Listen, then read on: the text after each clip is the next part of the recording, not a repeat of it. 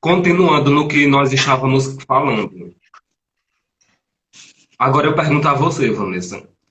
Hum. Quais situações de desigualdades e discriminações que estão presentes ainda hoje na sociedade?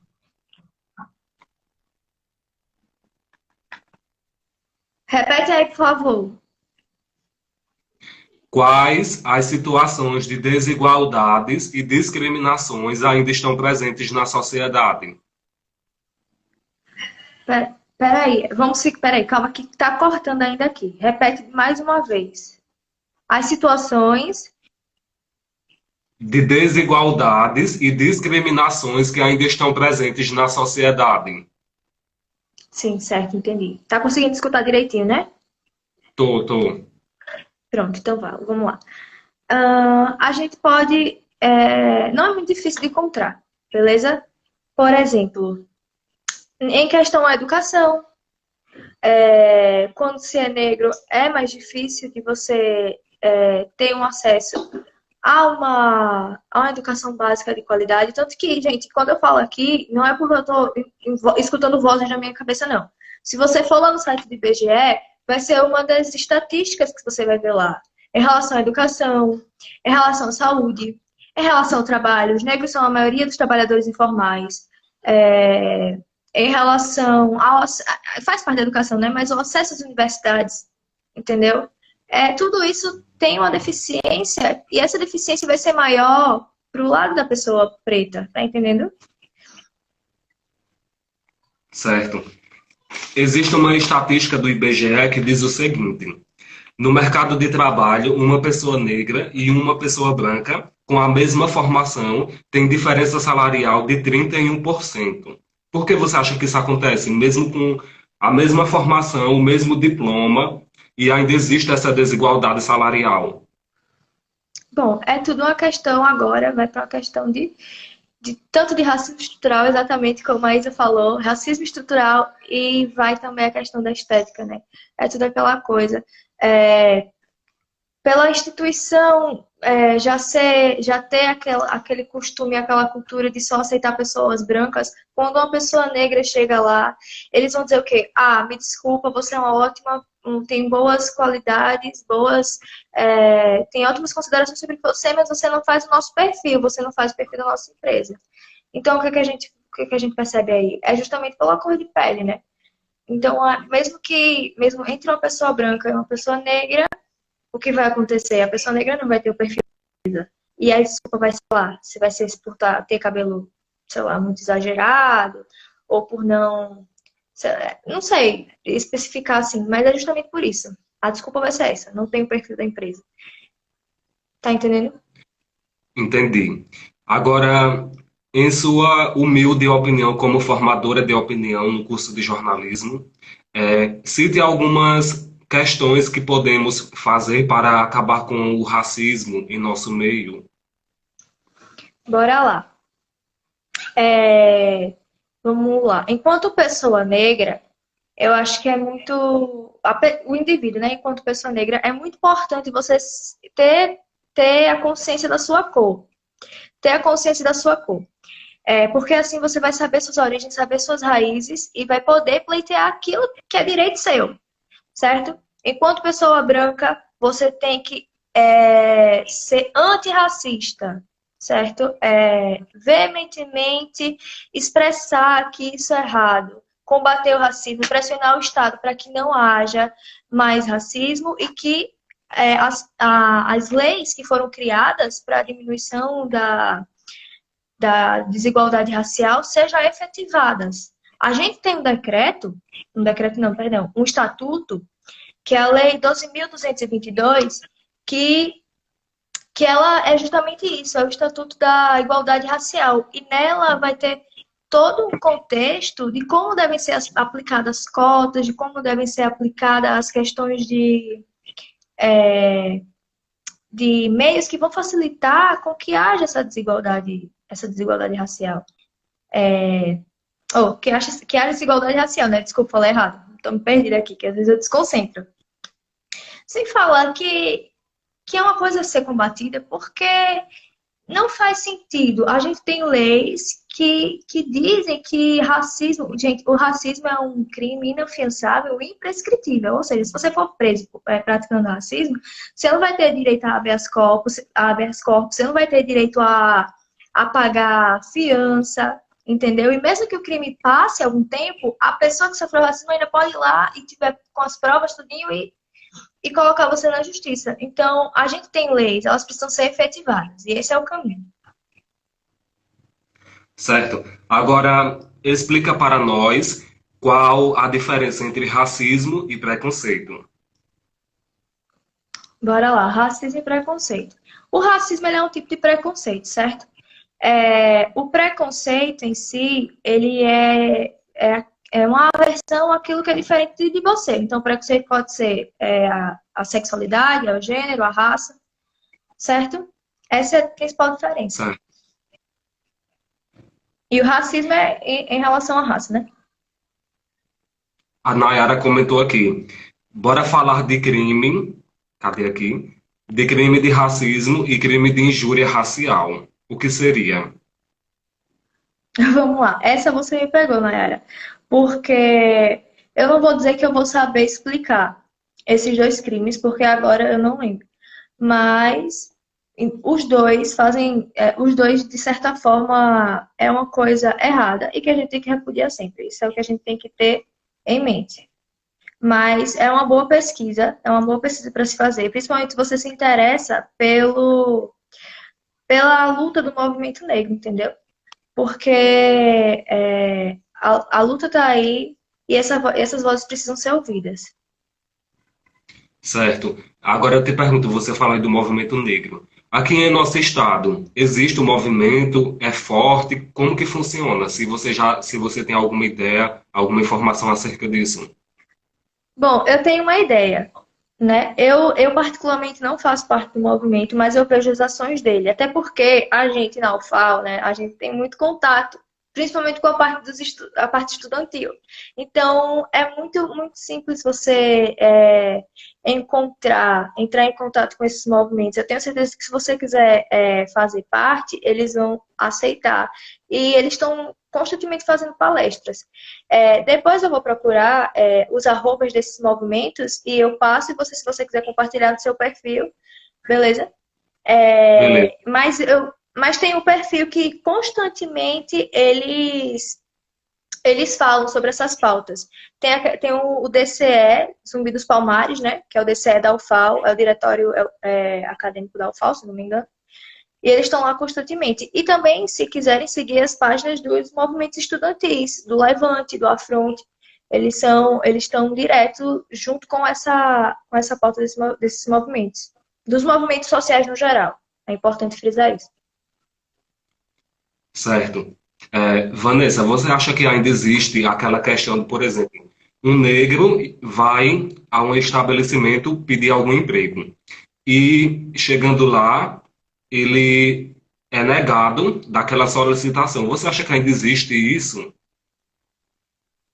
Eu acho que existe sim, principalmente da forma como você vai se vestir.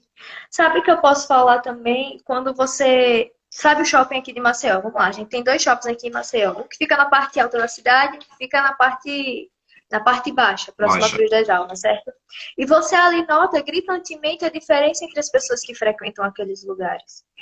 Quando você vai no shopping do pátio, no shopping, eu falei o nome, não queria falar, mas enfim, quando você vai no shopping pátio, aqui em cima, na parte alta, você vê que é muito mais frequente pessoas negras. Pelo menos eu percebo isso. Não sei se alguém tem a mesma percepção que eu.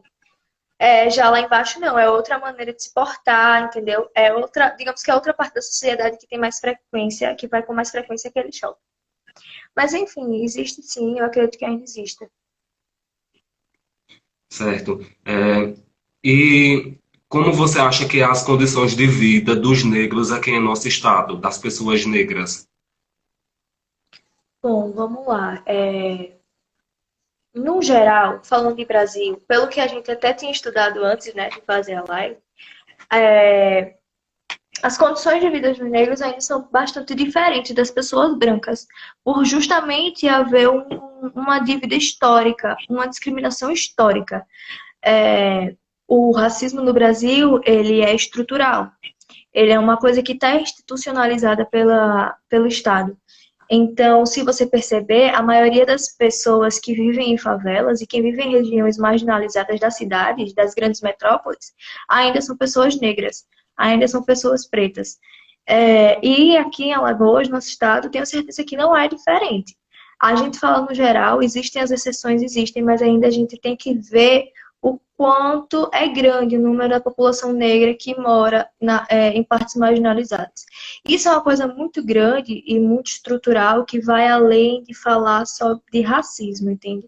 Passa pela questão de educação, da questão de cultura, mas a ênfase aqui é uma coisa histórica, é uma diferença histórica, uma discriminação histórica e que precisa ser analisada e precisa ser combatida e a gente precisa pleitear. Como eu falei, não só a luta contra o racismo, a luta contra a desigualdade, ela precisa ser em conjunto, certo? Se eu sei que... Porque as pessoas negras precisam ter voz. Para as pessoas negras terem essa voz, é necessário que aquelas pessoas que estão numa posição de privilégio, ou seja, quem tem a posição de privilégio na nossa sociedade, aquelas pessoas brancas, entendeu? Aquelas pessoas que têm lugar de fala, saiam desse lugar de privilégio, deixa as pessoas negras dizerem o que é que elas sofrem, quais são os problemas do dia a dia. A gente tenta, eu falo a gente porque eu me incluo agora, a gente tenta falar do que a gente passa no dia a dia de forma pacífica. Quando a gente não consegue falar de forma pacífica, acontece o que está acontecendo nos Estados Unidos agora. Tá entendendo? Porque parece que só assim o Estado escuta. E quando ele escuta, é para reprimir. É usando forças coercitivas. Agora eu queria que você dissesse três coisas que podemos fazer para acabar com o racismo ainda na infância.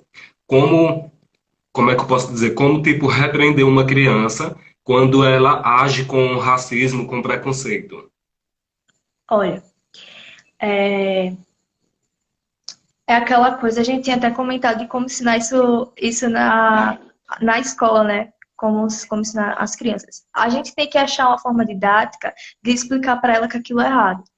Que nós somos iguais, somos todos seres humanos que devem ser respeitados, mas a gente não pode velar para elas que não existe diferença, entende?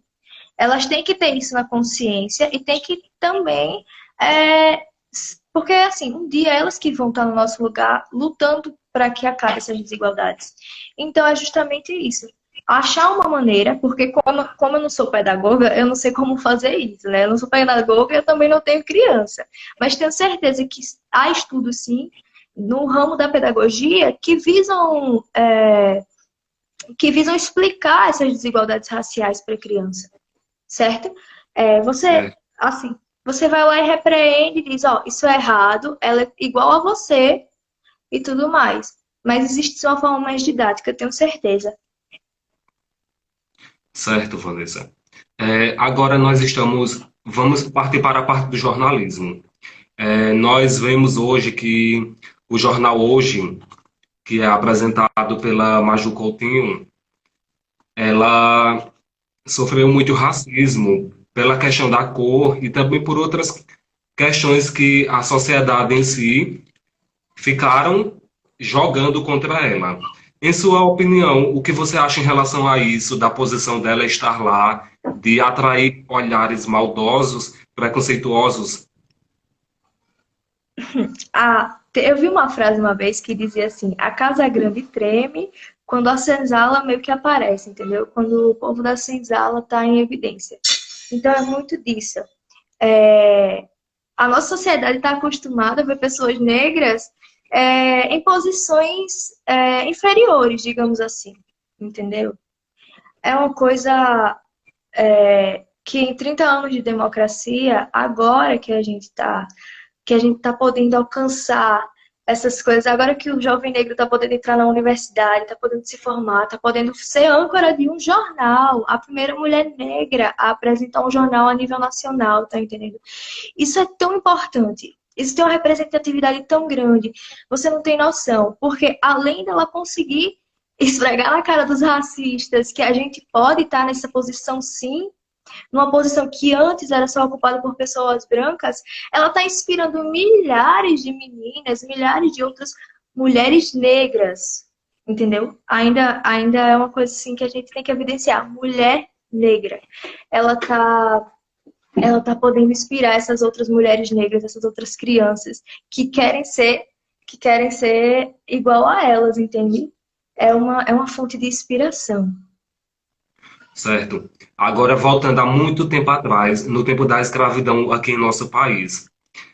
Por que você acha que somente negros foram escravizados? E por que não houve nem na história nenhum branco, por exemplo, que ficou na senzala, que ficou trabalhando para o branco? Por que você acha que isso existiu? E ainda hoje, em alguns termos, nós podemos ver que pessoas negras elas são escravizadas. Não naquele sentido, mas em outras questões. Por que você acha que isso É, foi somente com pessoas negras? olha, é o seguinte. Vamos primeiro evidenciar o seguinte. Em 500 anos de descobrimento, um pouco mais de 500 anos de descobrimento do Brasil, a gente não tem escravidão há pouco mais de 130 anos, se eu não me engano, porque a abolição foi em 1888. Em 1988 a gente teve a nossa Constituição Cidadã, que é a atual, que está em vigência agora. E a gente fez em 2018 30 anos de Constituição. Então a gente está aí há 132 anos sem escravos. De 500 e poucos anos de história do Brasil. Isso é uma coisa, tá entendendo? Que não tem como a gente dizer que racismo não existe. Isso é importante frisar. Aí a sua pergunta, a gente tem que ir para o lado histórico. Porque nas grandes navegações, eles precisavam de mão de obra barata. E o que é que eles aplicavam? A questão do darwinismo social. Meio que os brancos eles seriam melhores que os negros por serem mais civilizados, porque a Europa, naquela época das grandes navegações, era justamente o centro de toda a academia mundial, entendeu? Tipo, academia no sentido de universidades, de letramento, de estudos. Ali era a Europa, os grandes reis, Espanha, Portugal, Inglaterra. Então, eles tinham essa ideia, sem falar que eles já tinham colônia na África, né? Quando eles descobriram o Brasil, tinham os índios aqui. Só que eles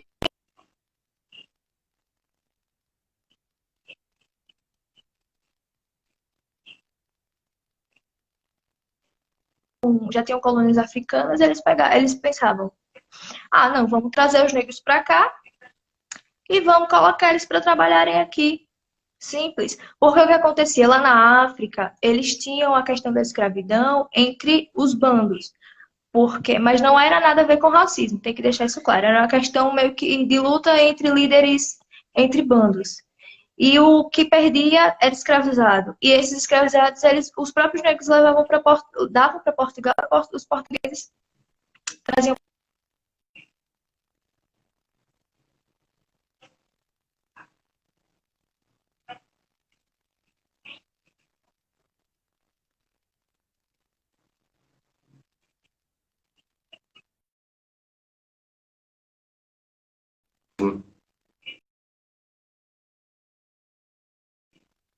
Eu tô de volta?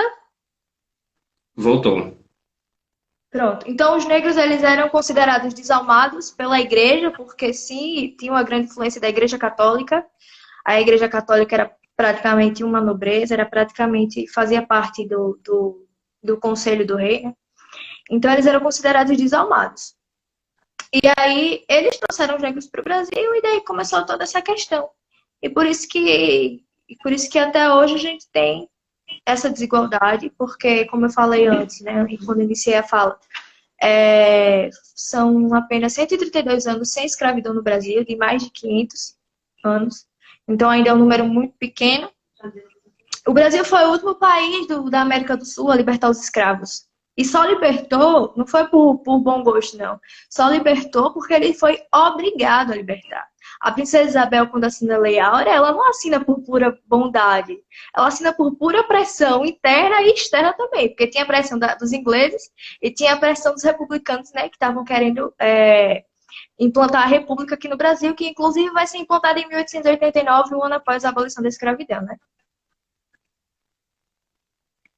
Certo. Agora vamos partir para um outro assunto relacionado às religiões.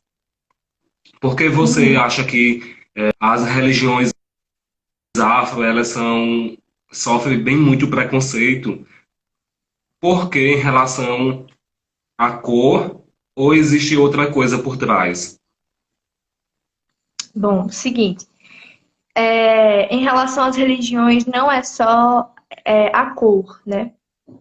Eu acredito que seja, num geral, ligado à cultura negra. A religião faz parte da cultura negra, certo? E como as pessoas não conhecem, e no Brasil a maioria da população é cristã. E o cristianismo, ele tende a, digamos assim, a demonizar as pessoas. A gente cresceu nessa cultura de demonizar aquilo que não faz parte da nossa religião.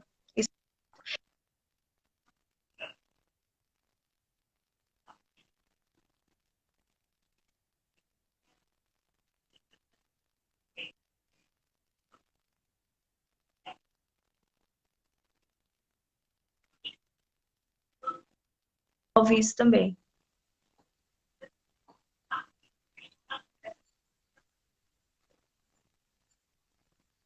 Tá travando muito.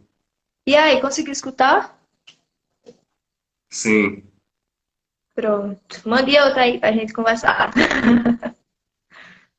É o seguinte, o racismo é mais conhecido como um termo relacionado à discriminação contra negros. Esse termo engloba outros grupos sociais discriminados.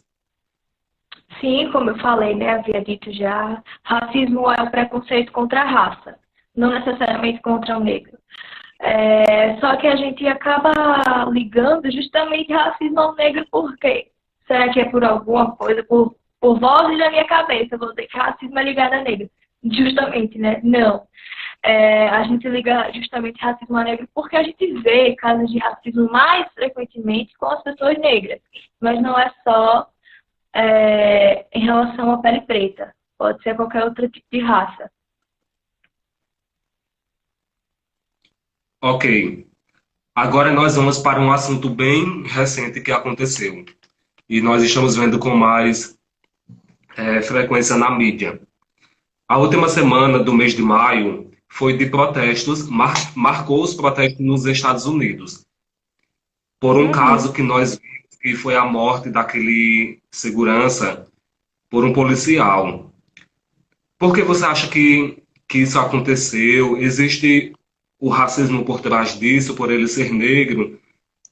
Por que gerou tudo isso? E hoje os protestos aumentaram muito lá nos Estados Unidos. São situações assim exorbitantes.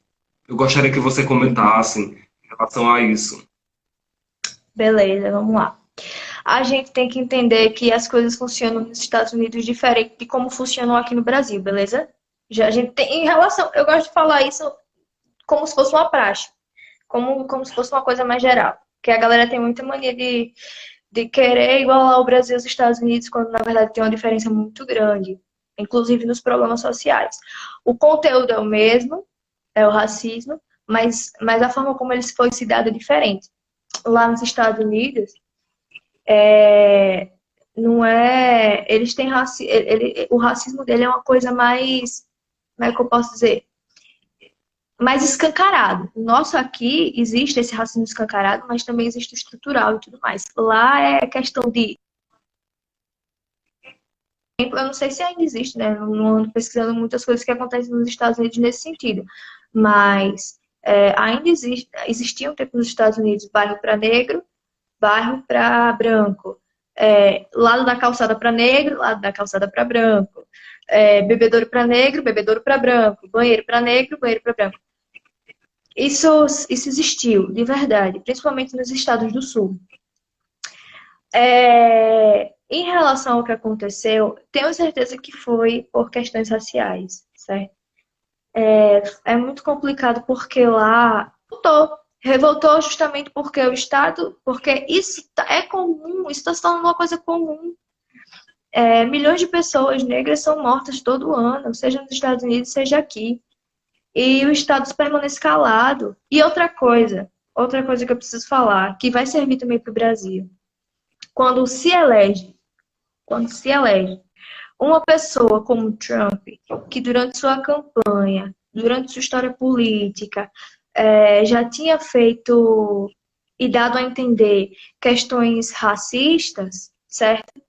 Por que pensar que grupos que têm esse cunho racista não teriam mais voz a esse grupo? Por exemplo, lá nos Estados Unidos ele tem a Ku Klux Klan. É um grupo neonazista, de supremacia branca. Eles caçam pessoas negras, eles caçam, eles vão atrás e matam. Entendeu? Eles vão atrás e matam. E o Estado faz o que sobre isso? Tá entendendo? Aqui no Brasil, recentemente também, eu acho que foi ontem, se eu não me engano, as pessoas, teve um grupo de 30 pessoas que se intitularam 300, que foram na porta do Supremo. O que eles foram protestar, eles... Tá certo. Ó, eu agradeço pelo convite, viu? E desculpa a internet. Eu que agradeço. A gente volta outra oportunidade com outro Beleza. tema, com a internet melhor. Mas Sim, sim. o Beleza, tá pessoal aqui certo. vai ficar salva. Aí você vê aí quando você encerrar, se quer salvar o vídeo no feed. Então é isso, muito Tá, eu salvo. obrigado. Desejo uma boa noite. Valeu, pessoal.